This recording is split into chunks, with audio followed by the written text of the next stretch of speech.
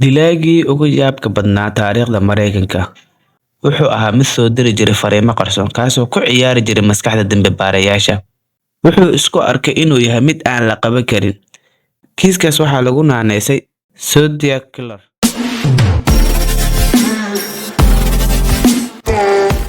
Sanadka markuu ahaa 1968 magaalada San Francisco ee dalka Mareykanka, laba dhalinyaro ah oo gaari ku dhex jiray ayaa si lama filaan ah risaas loogu furay. Mid ayaa ku dhintay, midna dhaawac culus ayaa ku gaaray xabadahaas lagu soo furay awgood. Booliiskii markii uu yimaaday waxay heleen caddeyn yar oo aan ku filnayn. Qof kasta oo deegaankaas joogana wuu argagaxay, balse tan bilow ayay ahayd. Bil kadib joornaalada magaalada waxaa yimid warqadaasna waxaa ku qornaa: anigu waxaan nahay qofka dilalkaas geystay. haddii aad rabtaan inaan la hadlo waa inaad fariintan ku soo daabacdaan bogga hore ee joornaalada. Warqadda waxaa ku lifaaqnaa calaamad xidig 5 gees leh oo ugu sheegay astaantiisa Zodiac. Tan iyo maalintaas magaalada waxaa qabsaday cabsi. Qof kasta wuxuu isweydiin jiray, yaa noqon kara Zodiac? Saaxiibkayga miyaa? Deriskayga miyaa? Mase qofka ila fadhiya baska? Sanadihii xigay dilal kale ayaa dhacay. Nin kaligiisa gaari ku jiray ayaa risaas lagu dhuftay. Mar kasta uu qof dilo wuxuu fariin u diri jiray warbaahinta.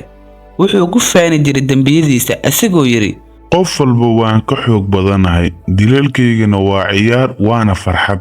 Booliiska iyo FBI-ga waxay isku dayeen inay jebiyaan fariimahaas qarsoon, laakiin inta badan way ku guuldareysteen. Dad badan oo ah call breaking ayaa isku dayay, qaarna way heleen macluumaad yar, laakiin runta oo dhan lama ogaanin. San Francisco waxay noqotay magaalo ay cabsi ku nooshahay. Dadka intooda badan waxay ka baqeen xitaa inay fiidkii baxaan. Muddo kadib kiiskii Zodiac wuxuu noqday mid la sheegay inuu xiran yahay, balse dhab ahaantii wuxuu ahaa qarsoodi. 10 sano kadib dadka waxay xasuusan jireen dilalkii iyo fariimihii uu reebay. 51 sano kadib koox khubaro ah oo code breaking ah ayaa ugu dambeyntii jebiyay mid ka mid ah fariimihii ugu adkaa. Fariintaas waxaa ku qornaa: anigu ma doonayo in cadaaladda hortago, maxaa yeelay dilalkayga ayaa farxad geliya. qofna ima qaban doono. Qof kasta oo akhriyay fariintaas wuu argagaxay, sababtoo ah codka dilaaga weli wuxuu ahaa mid kibir leh.